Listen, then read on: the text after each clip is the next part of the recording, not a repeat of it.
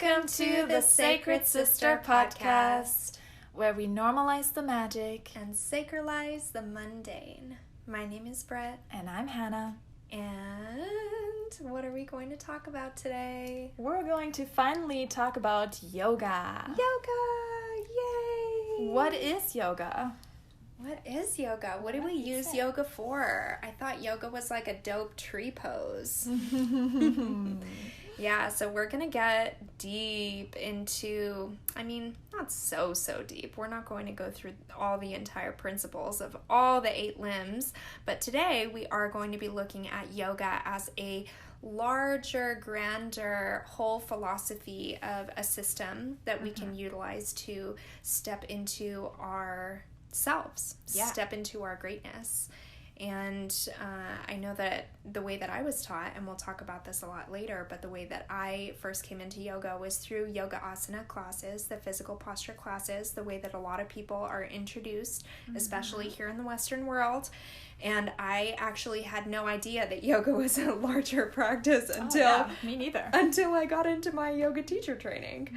So this is something we're going to talk about today. And we're really excited to... We're very happy to be getting everybody's feedback on previous episodes. And what else do we have to touch on? We have a new rating.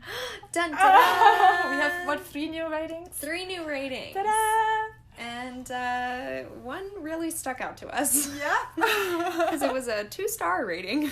Yeah. Our first non-5-star rating. And we really just want to put it out there that, of course, everyone is entitled to their opinion, and we know that we are not going to be everybody's cup of tea.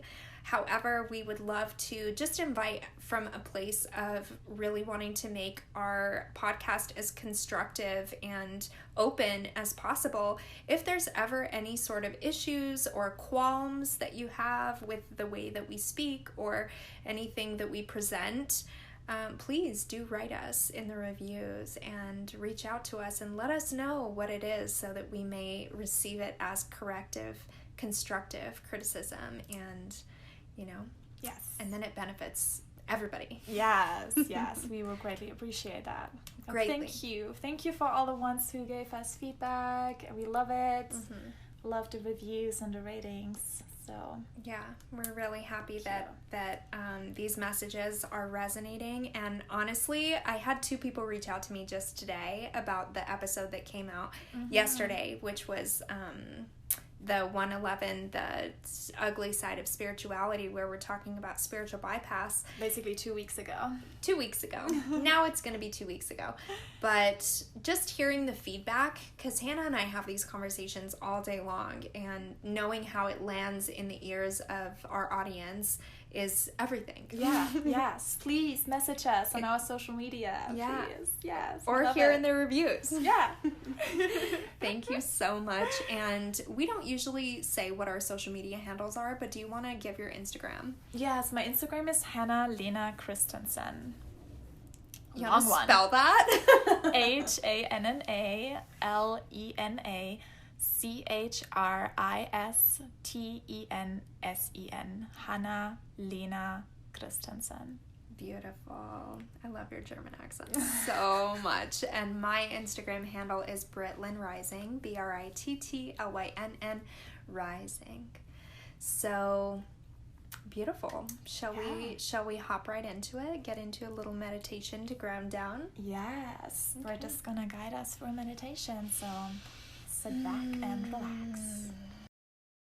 Oh, sacred sister, a kindred flame, may we light one another. From the ashes rise, oh, we rise, oh, again.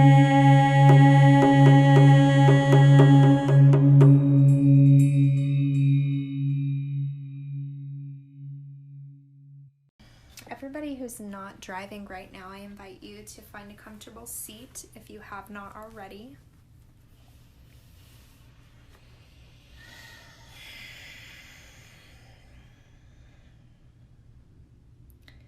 Really just allow yourself to take a few breaths naturally.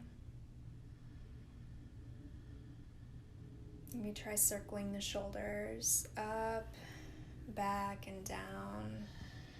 Imagining like someone has their little fingers pressing your shoulders down. See how far down they can go. And then we'll continue that circle twice more. Inhaling and bringing the shoulders up toward the ears. As you exhale, continuing that circle, shoulders are cascading down the back. And last big circle.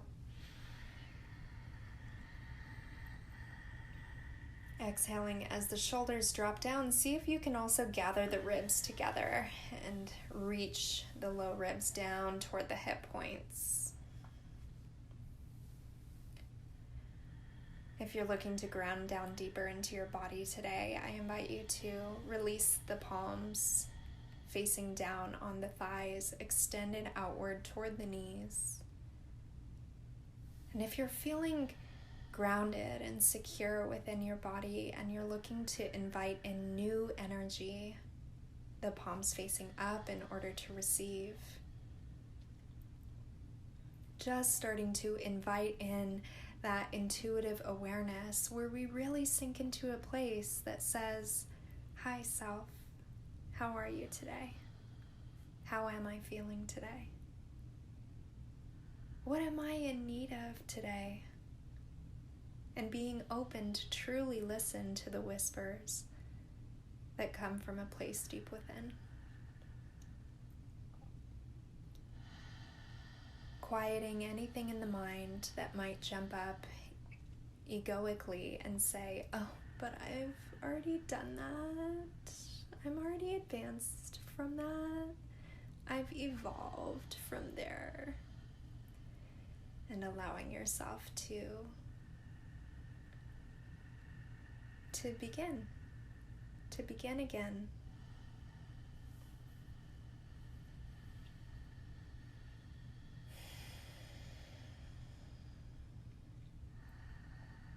I invite you to keep this flow of deep inhalations, filling up the chest and dragging the breath down deep into the belly.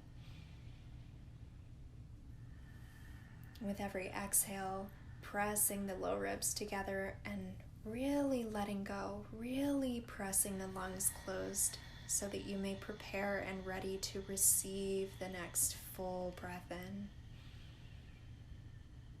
And while we continue this natural breath cycle, I'd love to read a poem that I have been sitting with.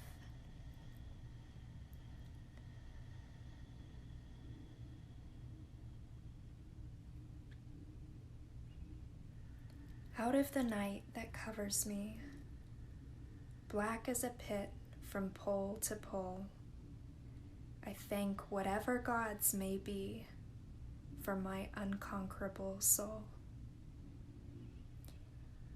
In the fell clutch of circumstance, I have not winced or cried aloud. Under the bludgeonings of chance, my head is bloody but unbowed. Beyond this place of wrath and tears looms but the horrors of the shade,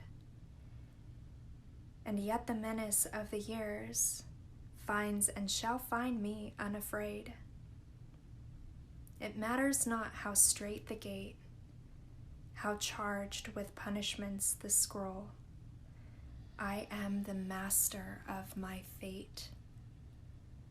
I am the captain of my soul.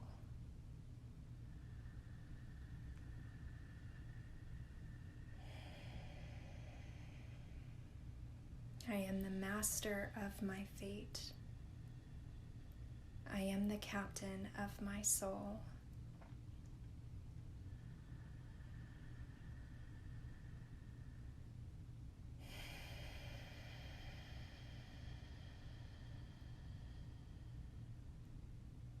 And I invite you to make your next inhale a tiny bit deeper. Exhaling a little more softly.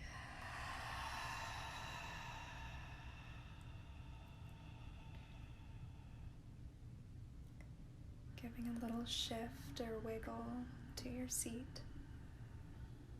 And whenever you're ready, opening your eyes.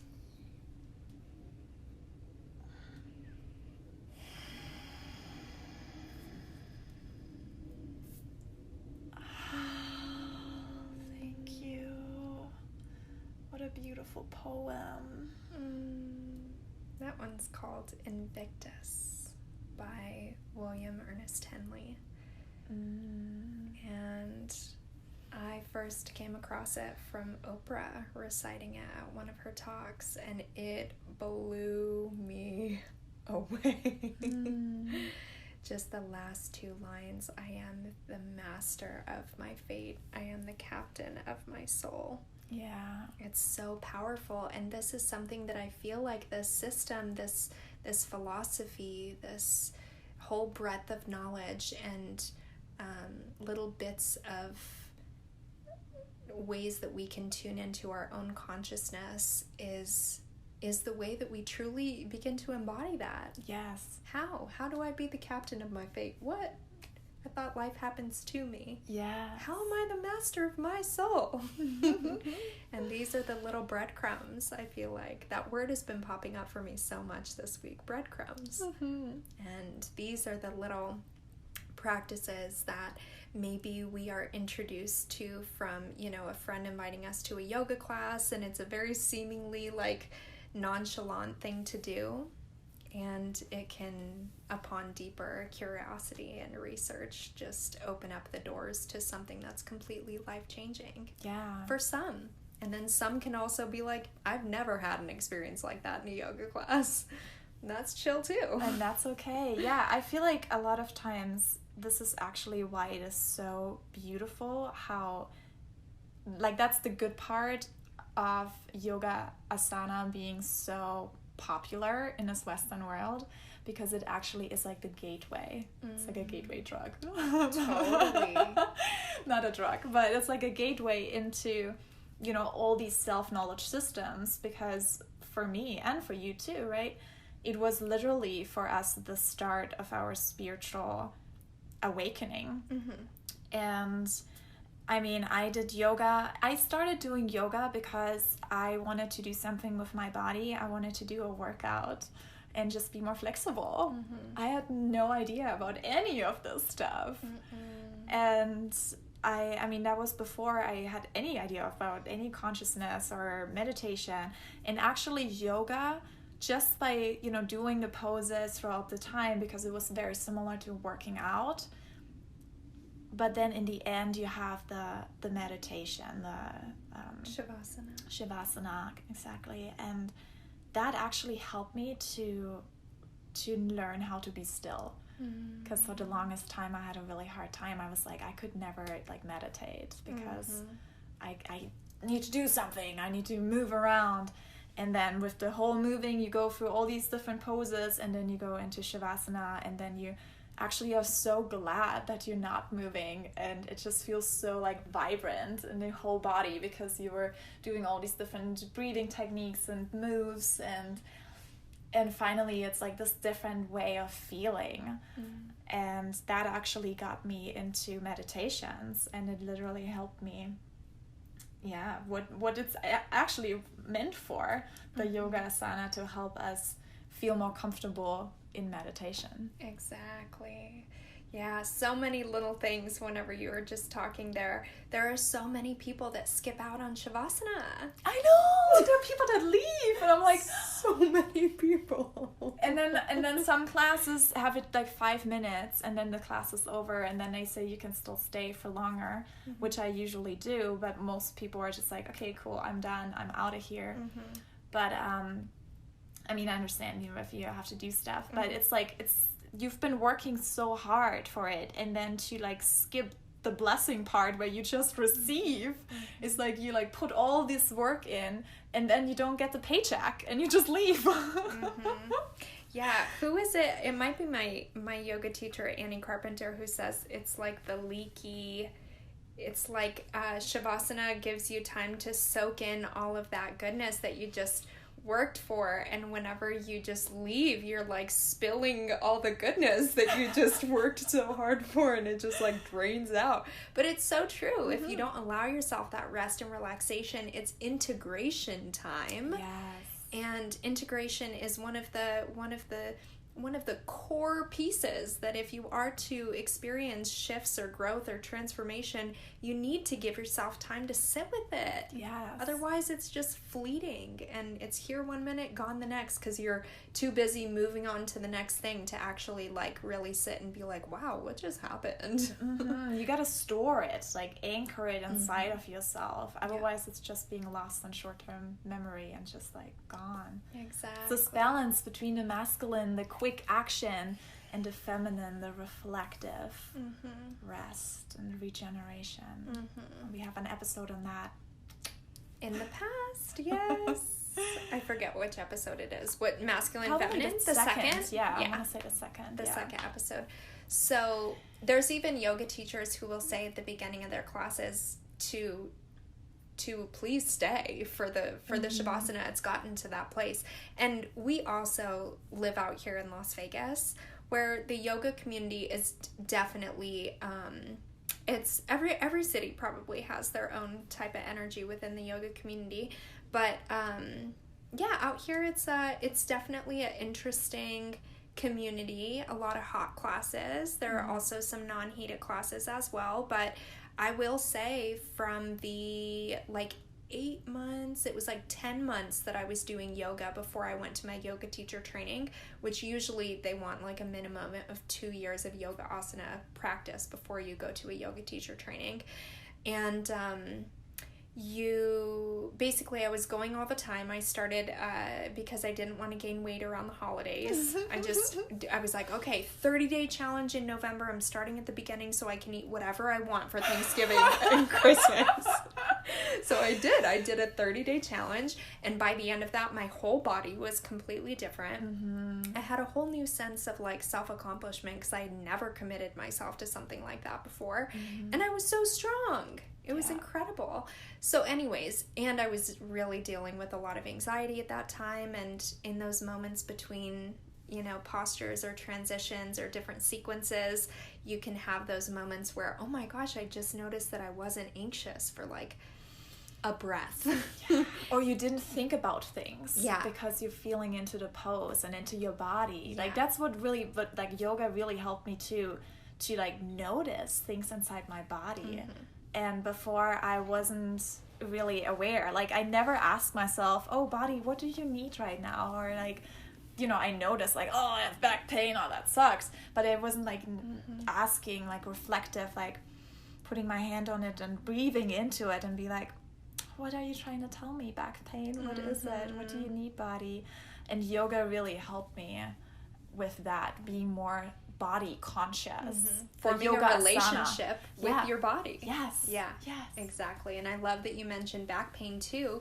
When I was in 7th grade, I was the only person in 7th grade who got sent to the nurse's office, and they found out that I had really severe scoliosis. And I was like, oh, well, that makes sense. I've had chronic back pain forever in my cervical spine. And then I go to the doctor, they find out what the curvature is, and they tell me, well, you have 2 choices. Either you can get surgery or you can wear a brace 24 hours a day for years and years and years. No way! Yeah, and I was like, no! So my parents were like, okay, well, you don't want to do either of those things, so I guess there's nothing we can do. And I was like, bummer. So I had back pain a lot, and I wasn't anticipating that yoga was going to really help that. But not only did it really reduce my back pain, I grew almost 1.5 inches. Wow. In 10 months, because I was doing it so consistently. And and I went from 5'7" to 5'8.5", and that's amazing. I'm a lot taller now, and my scoliosis is a lot more functional for sure. I don't have back pain regularly. But I will say this too. This is something else that I found out at my yoga teacher training.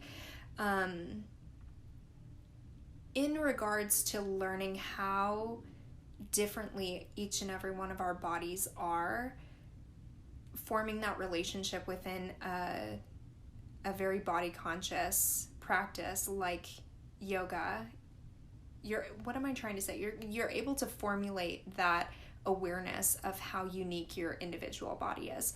I found out that my left femur bone, the biggest bone in the body, the upper leg bone, was like an inch longer than my right one. So this was the reason that my hips were jacked up, and it made my spine curve to one side.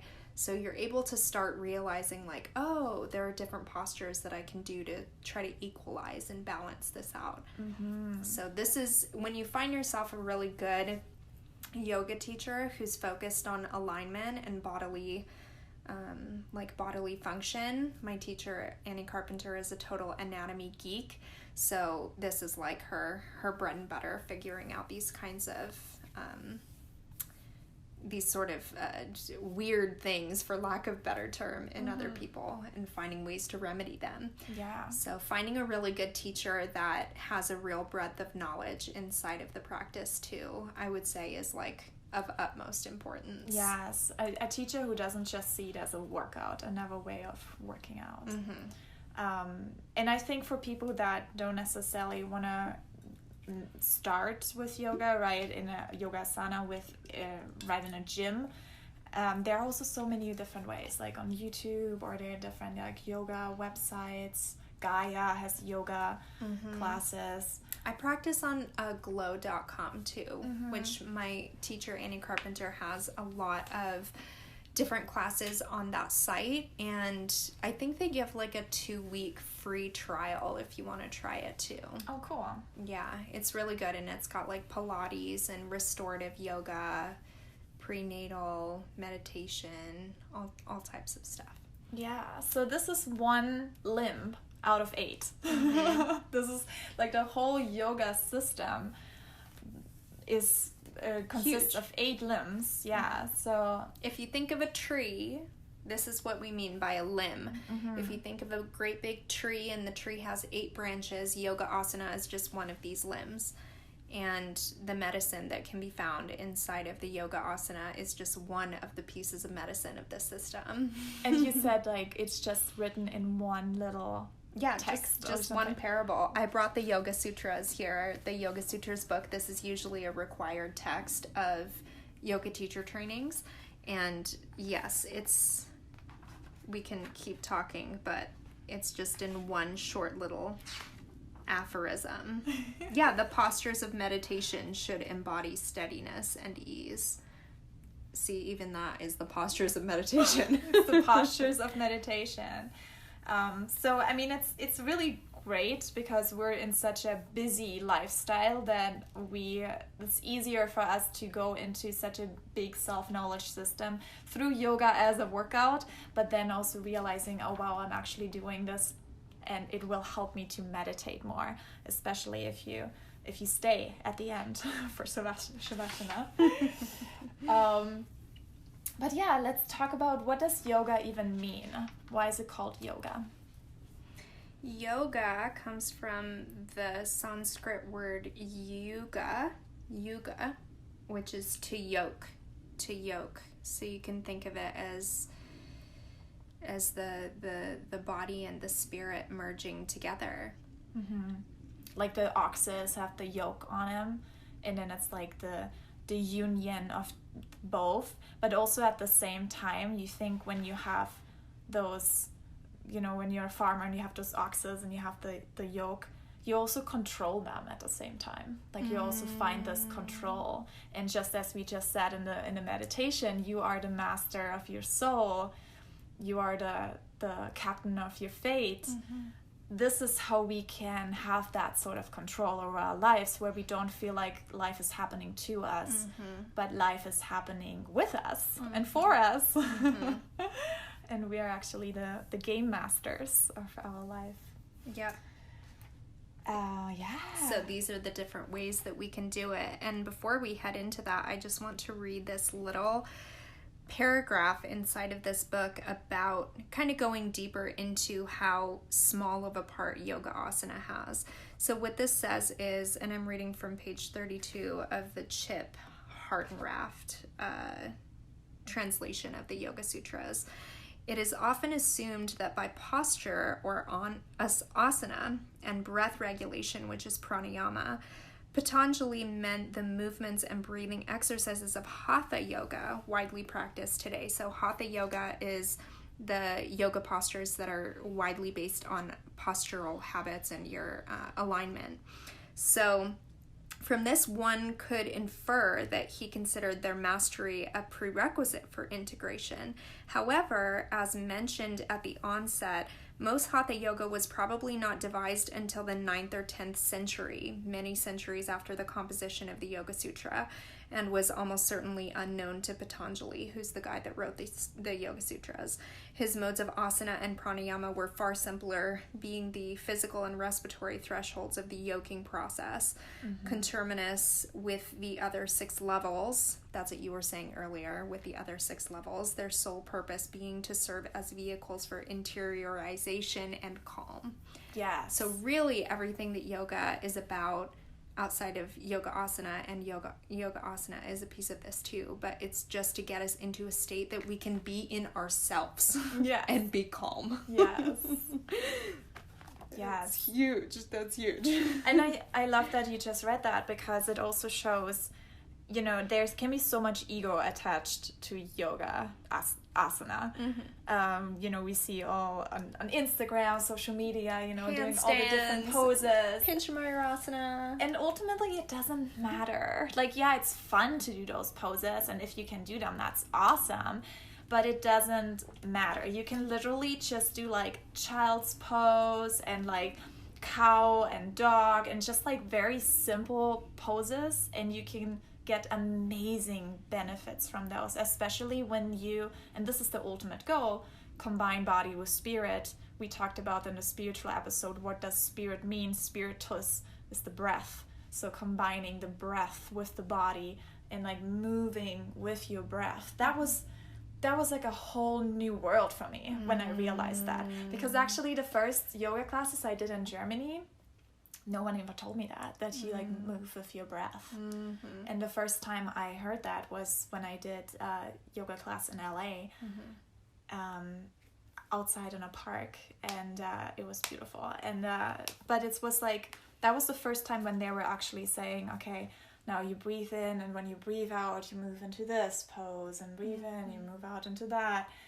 And that just changed everything. And it's funny that this works for you, because a lot of people have, a lot of teachers have methodologies where they say this is an inhale posture because this, or this is an inhale movement because this. And then there are some teachers that are also staunch with saying, I don't like it when somebody's telling me when to breathe and where to breathe and all this. So it really is something that is able to awaken your own intuition in so many ways, and really question your teachers.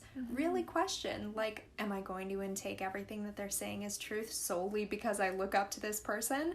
Like everything they say is the holy grail?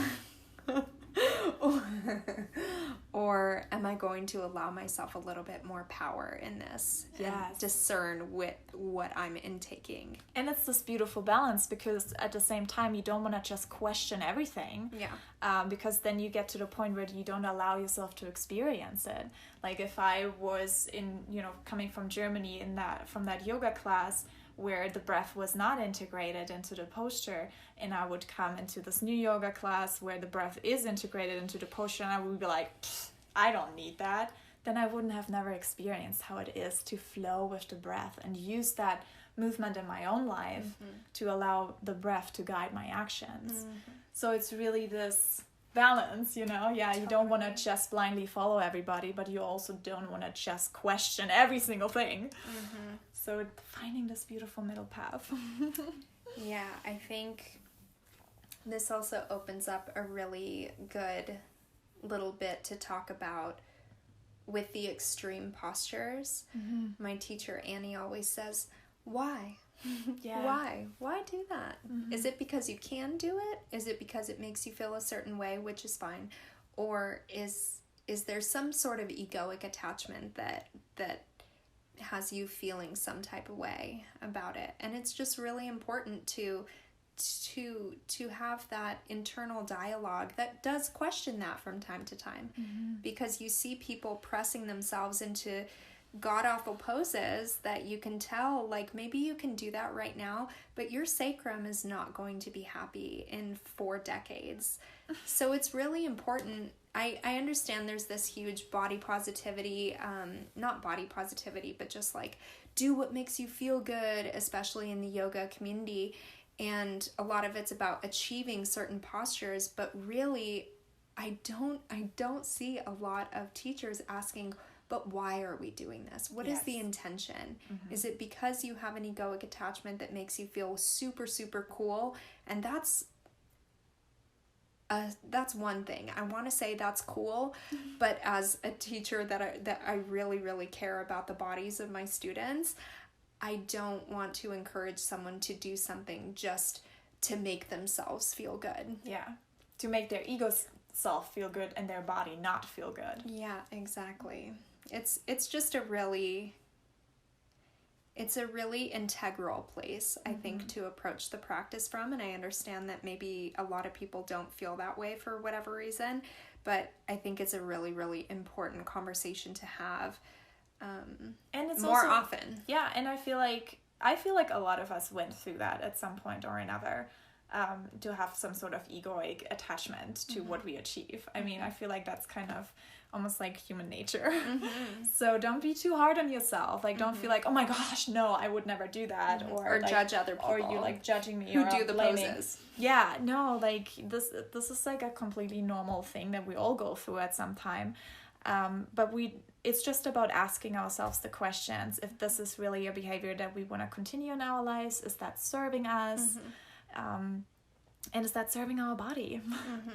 Yeah, this is a whole nother piece, because I think some different yoga methods in themselves press people to do things and go deeper and deeper and harder, and I'm just like, oh no, it's not the purpose. Yeah, people will do it, and maybe that gives a sense of accomplishment in some way, but a few decades down the line, more and more since yoga is blowing up here in the Western world, there are so many more yoga-induced injuries that happen. Wow. Which gives some people a perception of yoga that's like, ooh, I don't want to, I can't try that. I'm not advanced enough for that. Yeah. So people have an idea before they even try yoga that it's about achieving these complex or extreme postures. Yeah. Which really does a disservice to the whole. Such a disservice. Because ultimately, even just like laying on the floor, putting your legs up to the wall, even just that posture, I don't even know the name of it, posture.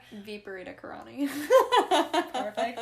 But even legs that up the wall is amazing. Like, I do this almost every night, and it's just like, and it's so simple. It's not a big thing. Like, everybody can do it, no matter what your weight is or your figure or your experience.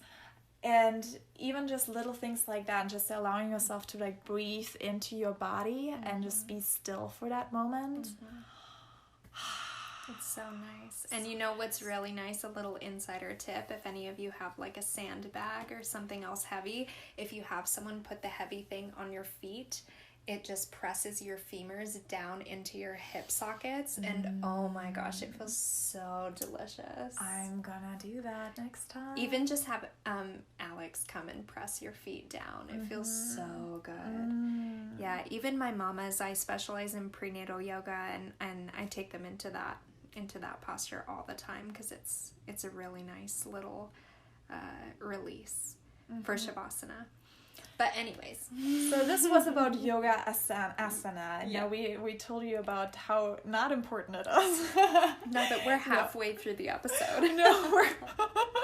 It is important, but it's only a small part. So let's talk about all the rest of the limbs of yoga. We have 8 limbs, and then we have actually 6 of those are things that we do, and then the 7th and the 8th one is things that we experience. So those, the 7th and the 8th, we only experience when we have some sort of, action. Grounding grounding to action prepare for it. in those 6 other limbs that we're going to be touching on. So let's just go through it. Yeah, so the bases are the yamas and the niyamas, and if you want to think about them as a little sibling pair, the yamas are the external principles.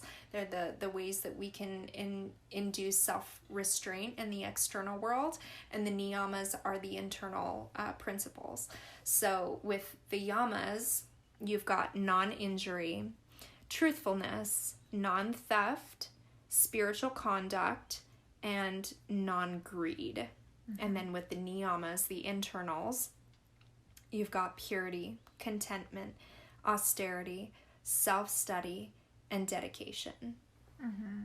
So these are the 2. You see how the yamas are like all the external things that you would physically choose to do or not to do. And then the niyamas are more of the sort of internal dialogue. Like, what am I going to choose to do?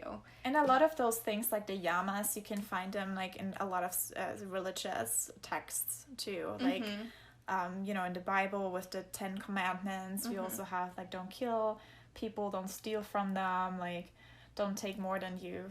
Yeah, not greedy. Yeah. Don't covet. So, you know, speak the truth. Like, all these things are kind of make sense. Like, it's like the basic morals that make sense for a functioning society. And then we have yoga asana, which is the 3rd limb, and then the 4th one is pranayama, which are breathing techniques. So a lot of times pranayama, maybe not a lot of times, but I've been to yoga classes where pranayama is being included. And we do different breathing techniques, and we've talked about breathing techniques in an episode before. I wonder which one it was. We were like introducing like a few little. Nadishodhana. The one where you do like you hold one nostril. That's the word. You hold one nostril and then breathe into the one side, and then you push into the other nostril and breathe out on the other side, and it basically connects both of the brain hemispheres. And that's just one of them. If you want to find more breathing techniques, just Google them. Breadcrumbs. Find the breadcrumbs and go deeper into it, because breathing, as we know, breath is spirit. Like it's literally bringing the life force into our lives and becoming aware of our breaths that are usually very, very shallow, and just starting to become aware of them. That in itself can be already so transformative. Yeah, and I think it's really important to note that there are literally hundreds of breath exercises. There are breath exercises to wake you up, to prepare you for sleep, to energize your body, to calm you down. Like the breath is, and I love that you're focusing on it so much. You've mentioned it in our podcast. It is the basis of what we are doing in every moment of our existence, and we are able to somewhat conduct ourselves from this place by having control over this place. So yeah, they're really, it's very important. If you find yourself struggling with anything, there's probably a breath practice for it. That's a great one. Yeah. And didn't you say like your teacher, Annie Carpenter, said like you are being breathed? You are being breathed. What was the story? Like someone was saying something about because we don't consciously breathe. Yeah, and they were unless we do those breathing techniques. Yeah, and they were saying about how they choose to breathe, and she said, what a funny egoic attachment to not instead know that you are being breathed, because we are not consciously choosing to do this action while we're sleeping and things. So it's just a really deep and a really profound connection that we have to our body that we don't even acknowledge or realize most days. And the fun thing is too, you can do that while you're driving your car. You can do breathing techniques while you're doing the laundry, while you're washing dishes. Like, that's how you can do yoga all day long, every day. Right. So this is another really great aspect to it. And I was telling Hannah before we started recording this episode, in my yoga teacher training, when I was first finding out about the whole limbs of yoga and that yoga was more than postures, I had no idea. Nobody had ever inferred anything like that in any class I had been out here in Las Vegas. And I think side note, I kind of shunned the yoga community to Annie Carpenter too. I was like, nobody's even said anything about this in Las Vegas. It was like, I was such a brat at that point. It was hilarious. I was like expecting people to like judge it with me, but I was like, everyone just looked at me and they were like, well, maybe you just haven't found the right teacher for you yet. And I was like, ooh, because I like wanted people to engage in the drama with me. But anyways, oh gosh, now what was I even gonna say? Just wanted to share that little Brit brat piece of drama. Let me get it back. It's so funny because sometimes when I get off on tangents like that, I'll just be like, okay, I have to remember to go back to this. It's only gonna take 2 sentences to stray. It's such a Gemini thing too. I love it. It's so funny.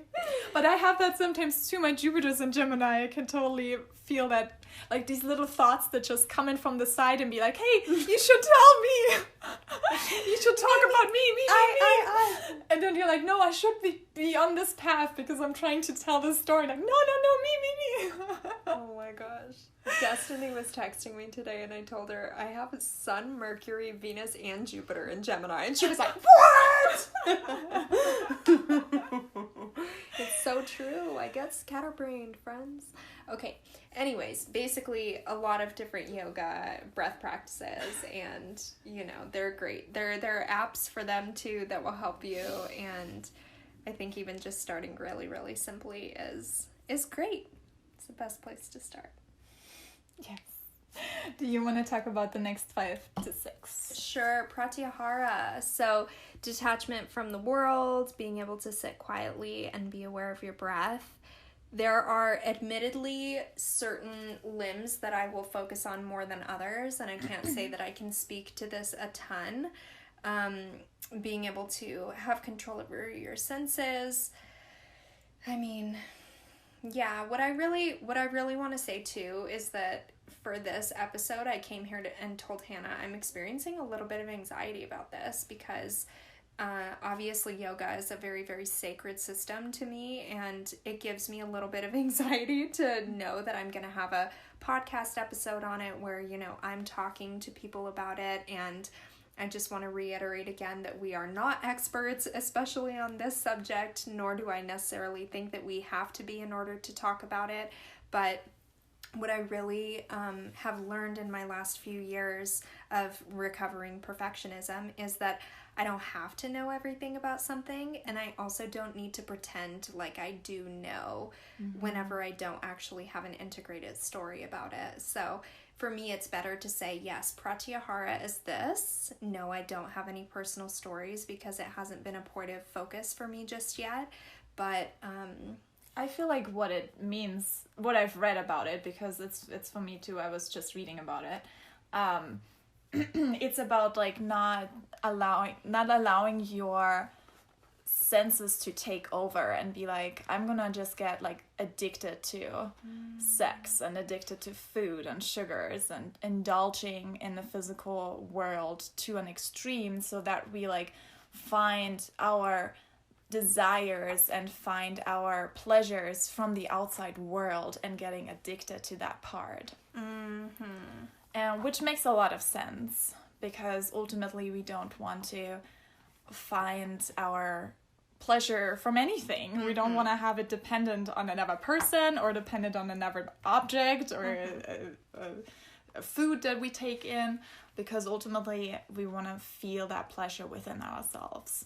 So for me, it's too, like for the 8 limbs of yoga, it's not something that I look at on a regular basis and be like, okay, which one am I gonna do today? But it literally just came naturally to me. Most of those, I'm like, oh yeah, I understand what they're coming from, but I have no idea about their names or like the whole little details of the structure of it. But it's just, I feel like it just is a lot of common sense. The way that it is structured, it makes a lot of sense to me. Yeah, and I really like that. Yeah, we're here talking about it, and if this sounds like something that is just, oh my gosh, I need to check further into that, for heaven's sakes, do it. Yes. And this is really about every episode that we do, because we don't do workshops on the episodes. Like, these are not meant to just give you all the information so that you don't have to look it up on yourself. We want you to look it up and research on your own, because that's the fun part. That's when you can find the breadcrumbs, and when you can, that's where you can really allow yourself to be guided to the articles and to the books and to the teachers that are really meant for you. So allow yourself to be guided. Allow yourself to be guided. And you know what I just read right here? So this is a really nice point that I love. With what we just went through, the first 4 limbs, yama, niyama, asana, and pranayama, what pratyahara does is it crosses over into the interiorization. So what this says is, with pratyahara, the yogi crosses the threshold of interiorization, beginning to regard objects not as compelling external realities so much as appearances arising internally. As external objects cease to compel, attention can focus more readily on one object or field, and vice versa. Only when external distractions have been completely transcended can concentration and absorption develop enough to reveal that one is always observing one's consciousness of an object and never the object itself. So wait, say that again. The last part, yeah. Only when external distractions have completely transcended can concentration and absorption develop enough to reveal that one is always observing one's consciousness of an object and never the object itself. So one is only observing the consciousness of the object and never the object itself. Right. Wow. I feel like that's a really great way to talk about the witnessing observer. Yes. That we are never, we are the self, but we are also the self perceiving. We are also the awareness perceiving the self. Yeah. This is where we are self-conscious. Right. Yeah, because we're so aware of what it is that we're doing, even though self-consciousness now has kind of a negative connotation to it. Because it can be sometimes distracting us from being in the presence, because we're observing ourselves. Yeah, exactly. This is a really, as you can tell, this is a little bit of a headier sort of book that has the parables, yes, but it has the sort of translation or the depictions of the parables within. So if this is something, I will say this too, at the beginning of my yoga teacher training, when I was reading this in class, I was like, I could not understand like anything inside this book. Yeah. And it is definitely like complicatedly written. Not an easy read. Right. It's not like an easy read. Not like a conversational style. Yeah, so something that a lot of people do whenever they aren't necessarily in a yoga teacher training and they want to do something like get into more philosophical texts is join a book club where you can gather with other people. And this is the way that we approached it in yoga teacher training, where we would read the different parables, read 1 or 2 at a time, and then Annie would say who feels some certain way that they want to talk about with this, and then we would open dialogue on it. That's awesome. That's a great little tip. Mm-hmm. And there are also so many like websites, like if you, and videos, if you type in the 8 limbs of yoga, like there is a lot of stuff out there that you can research and learn about. Yep, absolutely. So, yeah, let's go into the last 3 of them. Mm-hmm. So 6 is Dharana. Mm-hmm. Maybe you just call it because you know how to pronounce them. Oh, no, I'll teach you. As a matter of fact, let's all go through the limbs right now. It's very helpful to say things like Sanskrit words out loud because it's easier to kind of ground them in. True. So say after me: Yama, Yama, Niyama, Niyama, Asana, Asana, Pranayama, Pranayama, Pratyahara, Pratyahara, Dharana, Dharana, Dhyana, Dhyana, Samadhi. Samadhi. There we go. So dharana is the steadying of the mind. So this is the meditation part, right? This is the one where we come into the meditation where really focusing our mind on just Calming the waves, and also like focusing on just one thing or just one or nothingness, if you want it.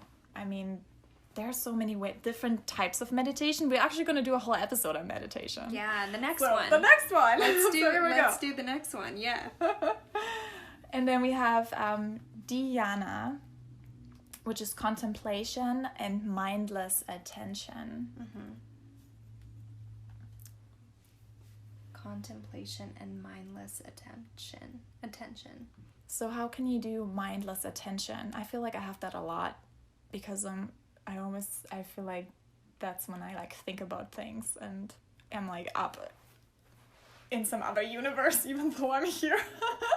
I mean, you tell us some experiences about that. But I don't know if that's what they mean. Mindless attention. But I feel like sometimes my mind travels into different realms while I'm here in this present world, but my mind is somewhere else. Contemplation, I mean, that's reflection, looking back.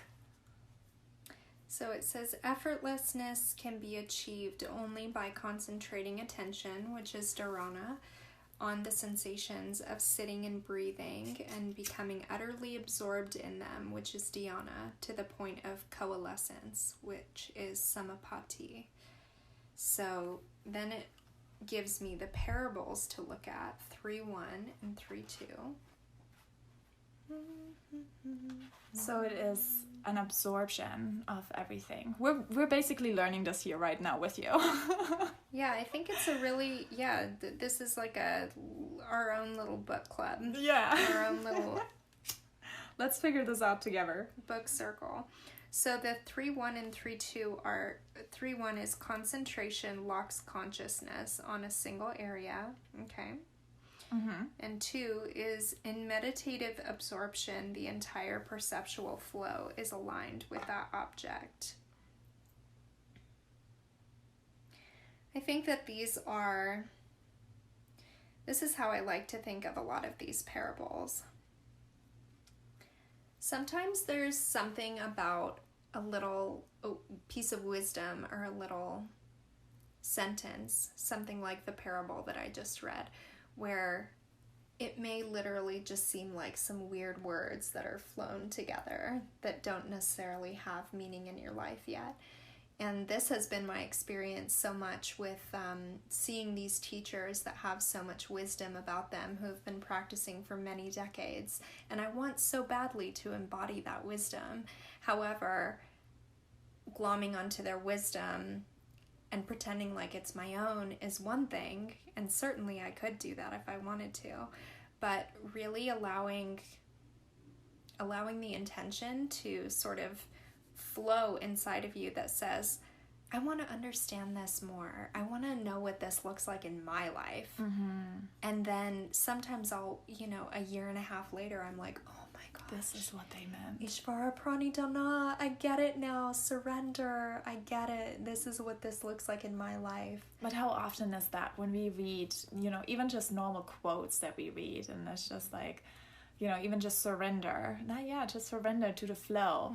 Like, it's so easy to just say that, but then you actually have to experience to know, to experience it is literally life transforming. Yeah. But it's so saturated inside of so many different social media platforms nowadays. Exactly. and this is really what these all these concepts that we've been talking about, if it's astrology, numerology, yoga, all of these concepts, they're structures man-made by us humans trying to talk about and conceptualize the abstract world and bring these experiences together and trying to put them in a box.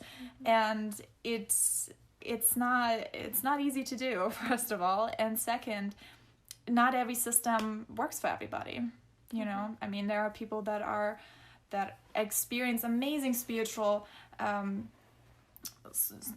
amazing spiritual experiences and are really of service and feel unconditional love and have never heard of astrology.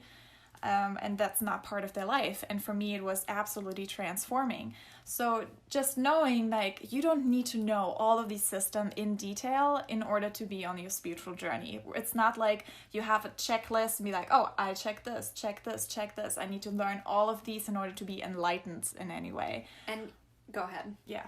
And even just intaking all the information doesn't necessarily mean that you've integrated any of the stuff anyways. Exactly. It might mean that you're textbook smart about it, but do you have the, like, deep wisdom that's actually able to change or affect your own life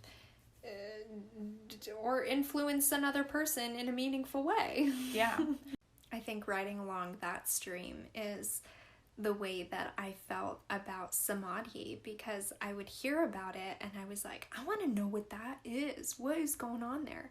And I like committed myself to like, I'm gonna find out. I'm gonna know. I'm gonna understand. I'm gonna get it. And then I was like, oh my gosh, it was on Gaia or Netflix. There's a documentary called Samadhi. And I was, oh, this is it. I'm getting it. And then I sit and watch it, and basically it's like an 1.5 hour long documentary of a bunch of people that are like just sitting in deep contemplation, and they're like, you can't put words to the bliss which defies description.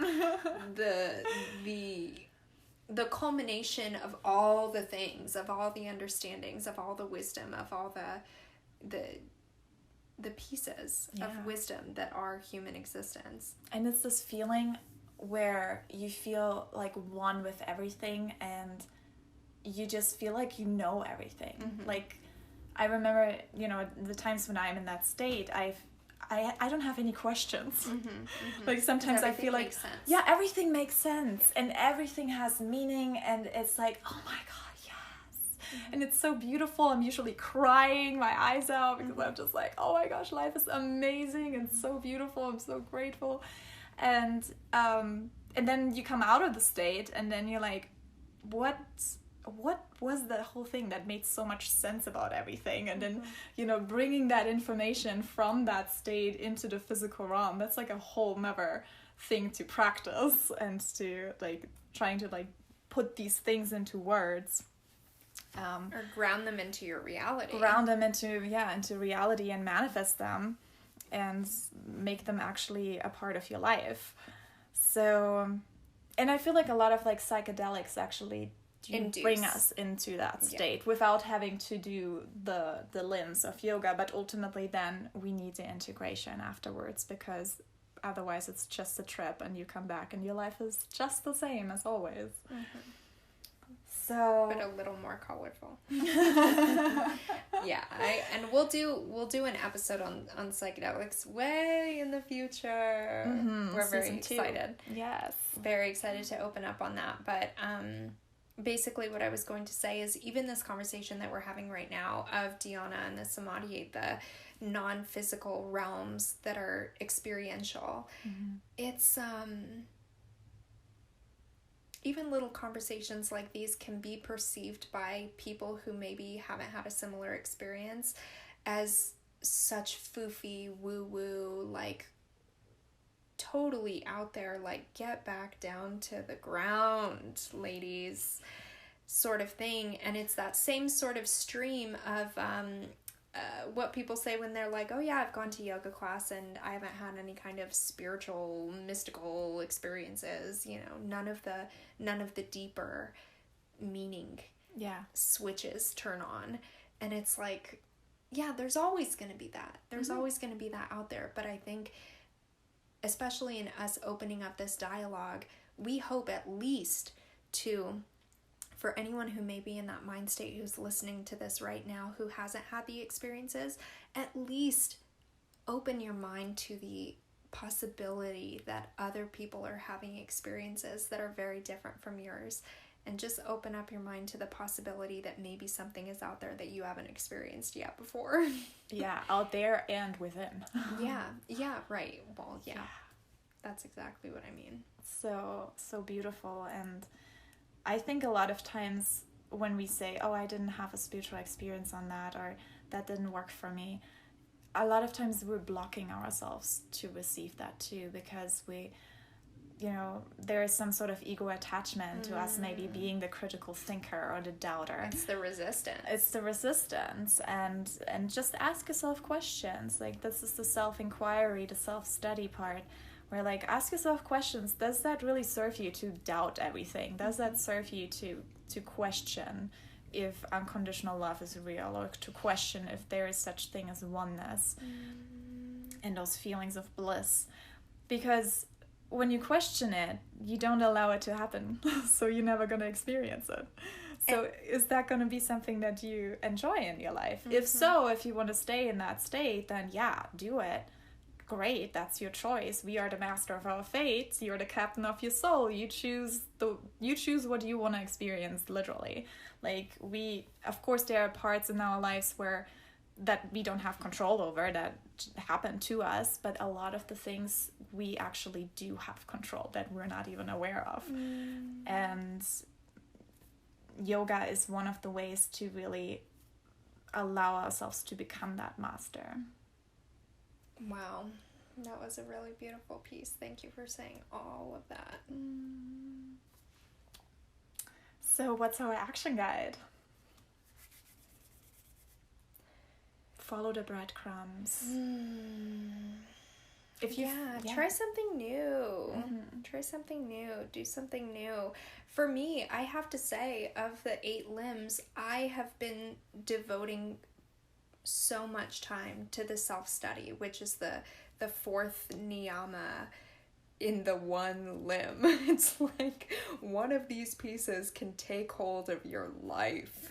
Self-study is like it's svadhyaya, and it's everything to me. And it's everything that I love to talk about. And, even if there's just one thing inside of here that you want to try out or get deeper into or develop a practice within, a fair amount of discipline goes into creating the ultimate reality that you wish to experience. It can't just happen upon you.